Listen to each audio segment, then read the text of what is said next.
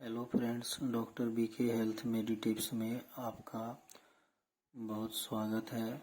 दोस्तों, आज बात करेंगे हम सर्दियों के मौसम में होने वाली सूखी खांसी और गले की खराश की प्रॉब्लम के बारे में।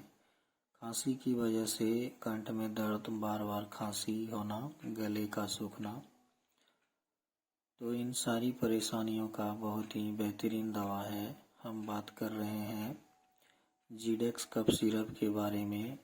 ये सूखी खांसी में और गले की खराश की बहुत अच्छी दवा है। इसमें कंपोजिशन है दोस्तों डेक्स्ट्रोमेथर्फन हाइड्रोब्रोमाइड 10 mg और क्लोरमफेनिरामिन 2 mg। ये 100 ml के पैकिंग में आती है। इसका MRP है दोस्तों 131 रुपीज़। ये वॉकहार्ड कंपनी की आती है। तो दोस्तों, आइए इसके डोज के बारे में जानते हैं। इसका डोज है दोस्तों 10 ml दिन में 3 बार। दोस्तों, मेरा वीडियो अगर पसंद आए तो लाइक, शेयर एंड सब्सक्राइब भी करें। Thank you friends.